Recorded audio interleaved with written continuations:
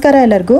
ಜಪಾನಲ್ಲಿ ಅಲ್ಲಿ ಭಾಳ ಜನಕ್ಕೆ ಇಂಗ್ಲೀಷ್ ಬರ್ದಲೇ ಇರೋ ಕಾರಣ ಬೇರೆ ಬೇರೆ ದೇಶದಿಂದ ಬಂದಿರ್ತಾರಲ್ಲ ಫಾರಿನರ್ಸ್ಗೆ ಇಂಗ್ಲೀಷ್ನ ಹೇಳ್ಕೊಡೋದಕ್ಕೆ ಟ್ರೈ ಮಾಡ್ತಾರೆ.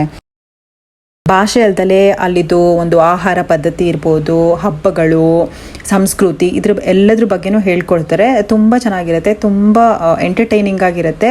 ಖಂಡಿತವಾಗ್ಲೂ ನೀವು ಯಾರು ಜಪಾನಲ್ಲಿದ್ದರೆ ಈ ಜಪಾನೀಸ್ ಕಮ್ಯುನಿಟಿ ಸೆಂಟರ್ಗೆ ಹೋಗಿ ಸೇರ್ಕೋಬೋದು. ಯಾರು ಬೇಕಾದರೂ ಸೇರ್ಕೋಬೋದು. ಜಪಾನೀಸ್ನ ಆ ದೇಶದಲ್ಲೇ ಇದ್ದು ಕಲಿಯೋದು ಸ್ವಲ್ಪ ಈಸಿ. ಯಾಕೆ ಅಂತಂದರೆ ಕ್ಲಾಸಲ್ಲಿ ಏನು ಮಾಡ್ತಿರ್ತಾರೋ ಅದನ್ನು ಹೊರಗಡೆ ಕೇಳ್ತಿರ್ತೀವಿ, ನೋಡ್ತಿರ್ತೀವಿ. ಇದ್ರ ಫುಲ್ ವಿಡಿಯೋನ ನಾನು ನನ್ನ ಯೂಟ್ಯೂಬ್ ಚಾನಲಲ್ಲಿ ಹಾಕಿದ್ದೀನಿ, ಖಂಡಿತ ಒಂದ್ಸಲ ಚೆಕ್ ಮಾಡಿ. ಟ್ರಿಪ್ಸಿಗೆಲ್ಲ ಕರ್ಕೊಂಡು ಹೋಗ್ತಾರೆ, ಮತ್ತೆ ನಾವು ಕಾಲೇಜ್ಗೆ ಹೋಗ್ತಾ ಇದ್ವಿ ಅನ್ನೋ ಥರ ಫೀಲಿಂಗ್ ಬಂದ್ಬಿಡತ್ತೆ.